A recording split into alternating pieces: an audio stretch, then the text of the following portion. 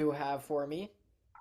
I'm going to start the recording and thank you so much for joining me here. I got a few questions for you, and I know you don't have much time, so I'm going to start off with the real important stuff. I got to know what football team you support. Liverpool FC. Ah, Liverpool. Yeah, although I You're don't, from South London, right? I am, and the local team there was Crystal Palace, but I got into Liverpool during the 70s because they had a tremendous run of success, and I kind of stayed with them for life. That's lovely. I'm very interested in the musical culture of Liverpool, especially with the tradition of singing "You'll Never Walk Alone." I think that's fascinating. That's right. It became hugely popular after it became a hit for Jerry and the Pacemakers, who nicked it from the musical Carousel. So it's still a staple on the terraces at Anfield today. Absolutely. Oh, that's amazing. So I've done some research into your work. It's absolutely fascinating. So I've just got a few questions for you. To start off with, do you think that stereotypical songs played during games are chosen for a specific reason that can be explained? Yes, we wouldn't call them stereotypical, but maybe cliche tracks or archetypal tracks. They are played for a specific reason, and generally it's down to three key factors. One is that they normally have some sort of association with the activity that's in hand. Two, they arouse the players, and three, they unify the fans behind the players. That's yeah, got it. But on a scientific level, is there a certain part of the brain that they're hoping to activate through these?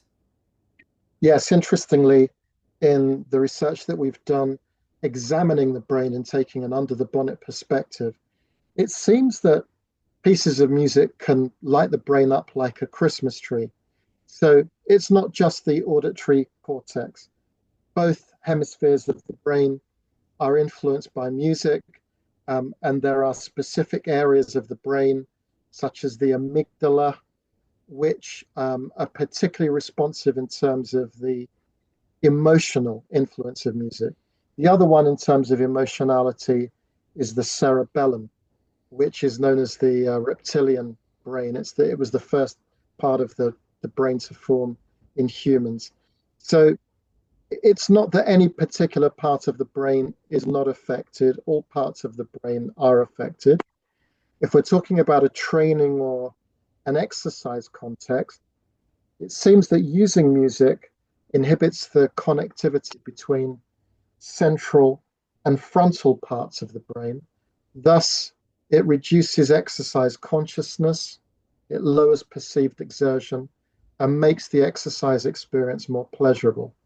So, many things that people have been noting anecdotally about the efficacy of music can be borne out when we conduct neuroimaging based studies and actually look into the brain in various different ways. Yeah, that's amazing. So I've done a lot of running in my day in the gym for stamina purposes, such as that. I know you work a lot in track and in just general athletics. When I run, I find that when I forget that I'm running, that increases my stamina, and these outside distractions such as music really help with that. Is that a similar tool that can be used? That's exactly the sort of phenomenon that I'm alluding to. So, when we lose exercise consciousness, we are more predisposed to entering a flow state. Time can speed up. We feel more efficient. We're at one with our goals. We're at one with our environment. We don't feel inhibitions or anxiety. And music is actually a unique tool in being able to facilitate this flow state. There are some other stimuli that I've been examining over the last 10 or 12 years, such as immersive video, such as virtual reality, altered reality, 360-degree video. I've looked at various things, and the most effective tools in reducing exercise consciousness are music and virtual reality, but a combination of virtual reality and music is particularly effective for people who are not serious athletes, for Joe and Josephine public. I should add, this is an important caveat, that very serious athletes and serious exercisers tend to have a predisposition towards association or focusing on the inner workings of their body, how they regulate their breathing, how they regulate their heart rate, their movement rate, the efficiency and accuracy of their movements. And for some, music can be an unwanted distraction. Now, I'm not saying it's a panacea and that it works for everyone, but perhaps those who struggle to make exercise or physical activity a habitual activity will be the ones saying, crank up the volume. Right, and to segue from that, people who certainly have some problems with that, I am one who is very easily distracted, very easily, you know, put off course. I have ADHD. As someone with ADHD, do you think that this practice of using music to increase performance is more, less, or the same amount of effective as a quote unquote normal person and human brain? That's a really insightful question. I have not specifically studied music with people with ADHD in the context of exercise or in the context of vigilance tasks or concentration type tasks. What I would surmise, however, from my reading and understanding of the underlying neurophysiology and other things that I've read, is that using music that is particularly stimulative is not necessarily a good thing if the goal is to enhance concentration.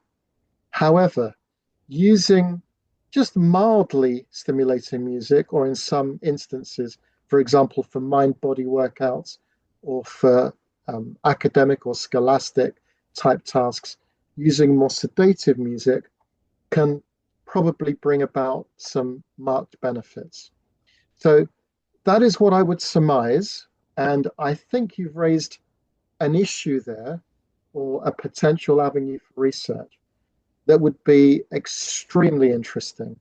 Just latterly, I've been working um, with neurodegenerative diseases, such as using music interventions with people with Parkinson's.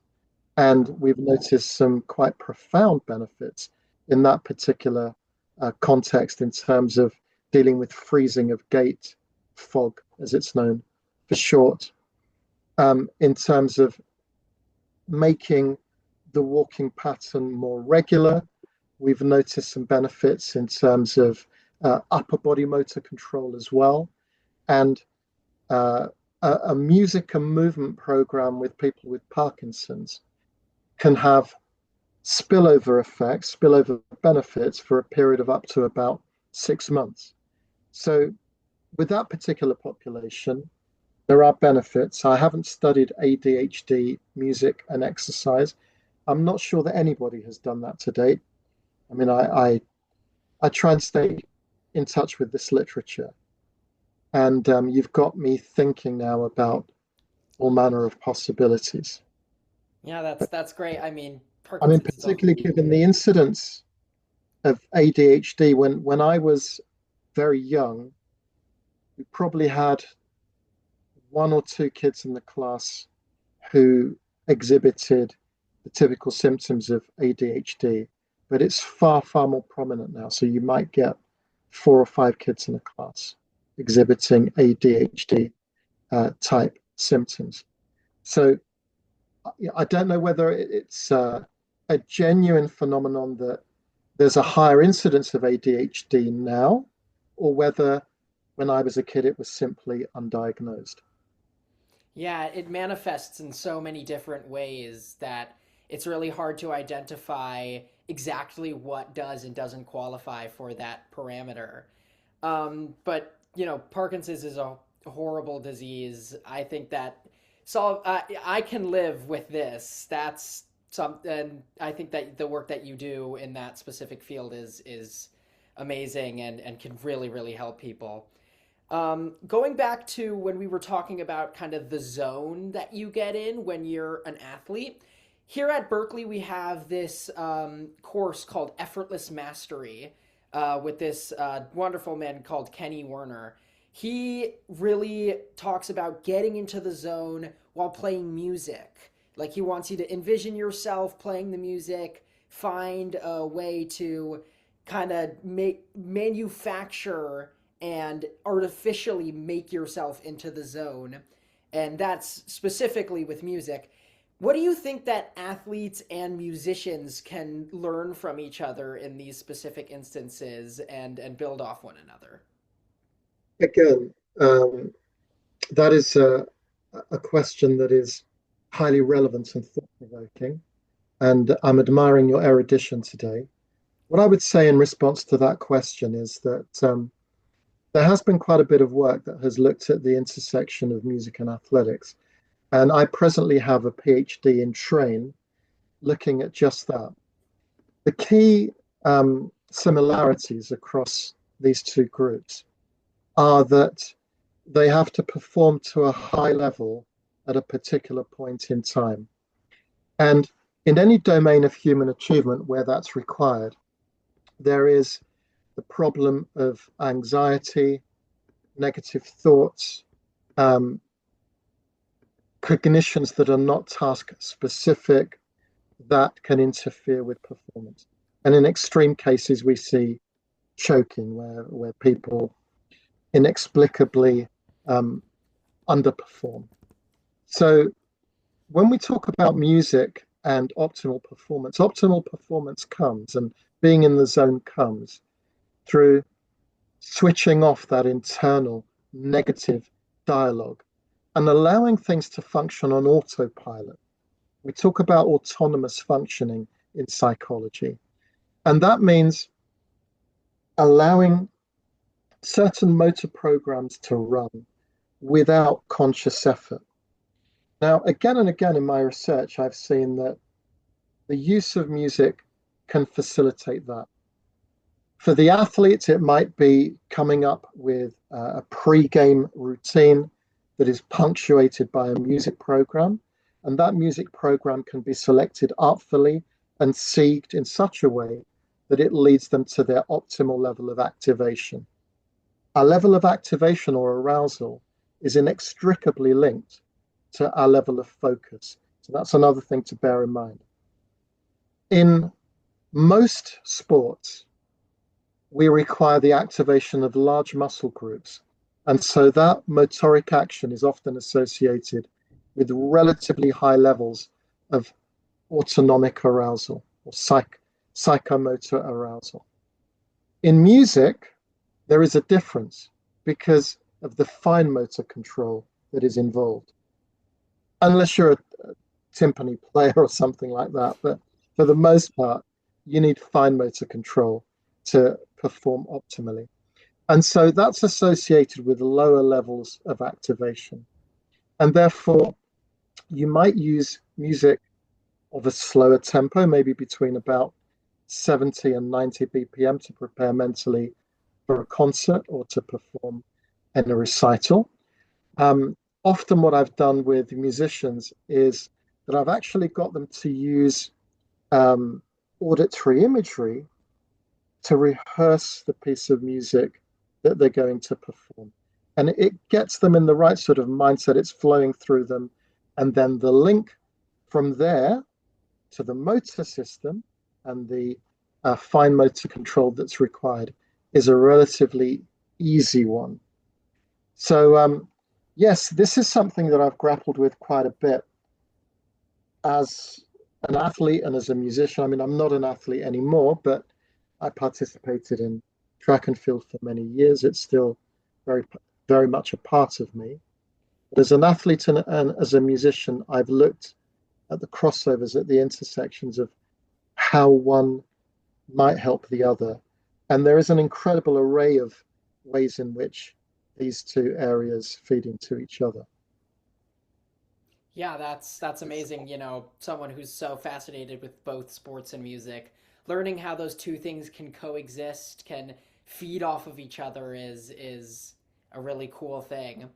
Um, I know that you talk a lot about the fact that people specifically like their kind of music. You want to tailor what they can specifically do. You talk about one man's meat is another man's poison, and trying to kind of make it so that there is a universal, especially with team sports, where there's a universal connection. I find it really fascinating. In the United States specifically, there's a huge divide in athletes and in those cultures between rap music and country music. Really, it feels like a lot of locker rooms are divided on that specific impasse. So, how do you level out the tastes of every athlete and unite a team through, even if they have so much different musical tastes, through music? Yes, another outstanding question. Uh, in the work that I've done with various teams, it's often the case that these teams are characterized by a diversity in terms of culture, background, and musical predilections. And so coming up with a one size fits all strategy is extremely difficult. You're often on a hiding to nothing. And you've put your finger there on a classic dichotomy in American sport between country and rap, because these are two idioms that saw their birth in the United States and are still pervasive to the present day. But of course, these idioms have very different followings in terms of culture and to a degree geographical location. So if you have a team that is characterized by different cultures, plumping for either one or the other can cause disharmony, breakups, arguments, and it could be that the music does not optimize the mindset of certain athletes. So, how to square this circle? The answer to that is to consciously democratize the music selection process. When I work with big teams, I will sample 2 or 3 tracks from every single player who will listen to the pre-match music. And then I will use certain scientific techniques. I might use algorithms, I might use lyrical passing, and I will come up with a program of music that is optimal in terms of the mindset and the kind of physicality that it will inspire while taking into consideration the cultural heterogeneity of the players. So I look at the players, I will find out what their preferences are. I look at the nature of the team, the psychological energy that needs to be brought to bear, and using my expertise in sport and music, I try and come up with a program of music that's representative, that will not offend, and leave everybody feeling that they've been listened to and that somehow their culture is touched upon. Sometimes that can be done through um, the merging of musical cultures.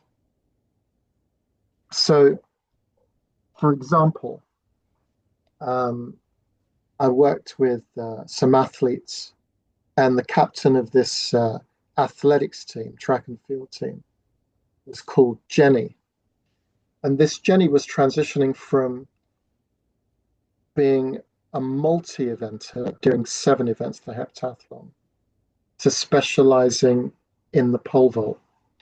And this Jenny was a seminal figure within the team. Now, their musical predilections centered around rap, pop, and Latin music, these 3 idioms. And I came up with the idea of making a highlight video of the team and setting it to Jenny from the Block by JLo, Jennifer Lopez, Of because course. that has rap elements, it has pop elements, and it has Latin elements, because of course Lopez is a very famous Latin artist. And I think that one absolutely hit the spot because everybody related to it immediately. It foregrounded the team captain. The team captain went on to win a national medal in their debut in the event, and it crystallized this notion of thinking about the cultural background of the team and trying to meet to the challenge of uniting people. So I love your question, and I hope through explaining the science and giving you a little anecdote, you understand how I would approach these problems, often thorny problems in the field. Yeah, no kidding. I know that you have around 30 years of experience in this field. I was wondering if you've noticed, you're trying to hit that sweet spot of what activates these people's brains. Has there been an evolution of that kind of thing through the evolution of music over those 30 years? Has the genres of what works kind of changed there? Asking the question about which genre works relates to somewhat of a holy grail in this field of scientific endeavor, because it's never the case that one genre works or whether genres have evolved to facilitate physical activity. That's not the case. And I think a piece of music from the 1960s can work just as well as a contemporary piece of music for a modern day athlete. Have known it all to work, and I've used it all. So I wouldn't say that there's an evolution in genre per se, but there has been an evolution in how music is constituted.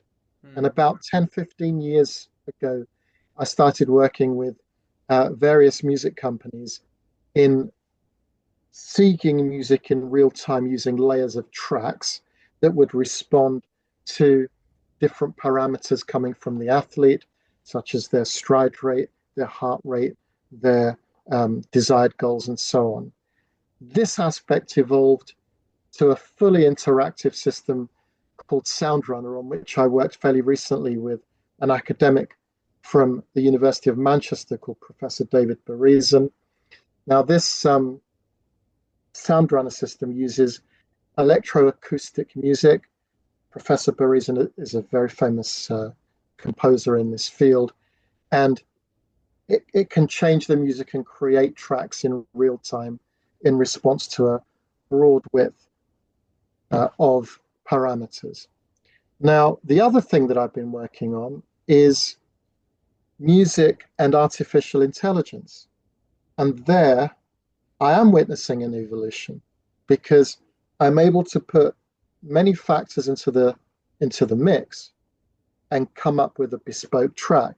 And through trial and error, through learning about the athlete characteristics, the event characteristics, the optimal mindset on the day, emotional constellation I'm looking for characteristics, and the music, I am able to do some really innovative things. So through technology, I'm able to innovate, but I would say that the genres per se have not innovated in a way that tessellates with my field of scientific endeavor. So I hope I've made that clear that there's one strand that's evolving, but there's another strand that's relatively static. Yeah, and I think that's actually a positive thing. I think that everyone having different tastes and they're not exactly being one thing that works and is just staying static. I think that shows how versatile music is and can be. And I don't think that's a negative at all. I think that's a really beautiful thing about music and the way that it works on different people. No, no, And I yeah, didn't describe it as a negative. And I think it speaks to the fact that throughout every epoch of human history, there has been beautiful music. And we can use that beautiful music. So I might use Baroque music with athletes as a form of sedation, as a form of revitalization to aid recovery. Yeah, so I can go right back centuries. It's not that I only use contemporary music. I take advantage of the full back catalogue going all the way back to Gregorian chant. Yeah, I mean, that's you hit the nail on the head there. Yeah, that's exactly how music has always been. Uh, and I was just wondering about when you say that, you know, there is a specific kind of sorry, right. When you, I know that you've worked in the past with athletes and have specifically created songs to help them work through um, their routines and things. Do you think that there's a future for that specific industry? Yeah, I have done that. I've noticed other people do that too. Wycliffe Jean produced the whole album for the Williams sisters, the famous tennis players. And as you suggest, yes, I've done that too. Um, maybe I should highlight that when I did that, I worked with the athletes or one of the athletes' favorite artists to come up with the track. That was the captain of the Great Britain and Northern Ireland track and field team, Di Green. And his management put me together with an artist, a DJ producer who's very famous in the UK, not so in the USA, called Red Light. And we worked together. We actually worked in the studio together too with Di Green and came up with a track called Talk to the Drum that he used on his road to the Olympic Games of London 2012. So I just want to highlight that it was with the favored artist. It wasn't just something done at random. And I understand that Wycliffe Jean is one of the favored artists of the Williams sisters too, which is why they had that collaboration. Do I see it as a way, as the way of things to come? To a degree, I think I do. And I'll be completely honest with you. I think that there's tremendous commercial traction in those sorts of tie-ups where athletes come together with famous music artists because they can amplify their own fame through these collaborations. And I think it's more about that and the marketing, the social media activity that goes on around it than the psychological benefits to the athlete per se. Although I remember from working with Di Green that he found it incredibly flattering to have this track created just for him. And he used it religiously. Actually, he achieved the personal best over 400-meter hurdles using it in a Paris Grand Prix just a few weeks before the Olympic Games in London. So, yes, I think it can work. Yes, it could be the shape of things to come, but I think more for commercial reasons than anything else. Yeah, got it. That's a really cool thing. I mean, I Um, remember when we worked with Di Green, we had two sets of film crews in the studio while we were working. It was analogous to creating art in a goldfish bowl. And the night that we finished the recording, it appeared on the 10 o'clock news over here on the BBC. I mean, it was a big deal. I didn't think it was such a big deal, but yeah, other people were really inspired by the notion of an athlete, an artist, and a scientist coming together to create a piece of art. wow, I mean, yeah, that's really cool that it touched so many people. Um, so my next question, and I think that this is I've only got so much time left with you, so I'm gonna make sure to get in my the ones that I've really planned out here. So I have specifically looked into the use of the song "Serious" by the Alan Parsons Project within the '90s Chicago Bulls teams. That is such a unique track that you don't usually kind of think of those kinds of electronic, uh, experimental type kinds of music as really sitting with athletes and crowds, and yet it was so popular and so famous. It's still used to introduce teams specifically to this day. Do you think that there's a certain science to that? Yeah, there is a science, and I saw similar phenomena with pieces such as Tour de France by Kraftwerk. Um, if you expose a group of people to a piece of music, there's an inverted U relationship that manifests in terms of liking. So you can teach people to like something, and that can be amplified through associating the music with something they like watching basketball or whatever the context might be. Now, that relationship is inverted U. So the more you expose a given group to music, the more they like it. But it reaches an apex. And if you overexpose them, there's a gradual diminution in liking. And so, as somebody who's an announcer like you, stadium DJ, somebody who's thinking about applying music in either mass participation events or stadium events, the trick is to think how you keep the audience on board, how you get them to always like what you're playing, not to overexpose, and to keep them really engaged in what you're doing. A phenomenal example of this, and this is maybe a classic, I would say, is when the British comedians Baddiel and Skinner came up with a track called Three Lions. And this sort of eulogized England's 1966 solitary success in international football. It has a refrain that goes something like, it's coming home, it's coming, football's coming home. Now, the England faithful were exposed to this track in the run-in to the 1996 European Championships, which we hosted right here in the UK. And England made it all the way to the semi-finals against their old foes, Germany.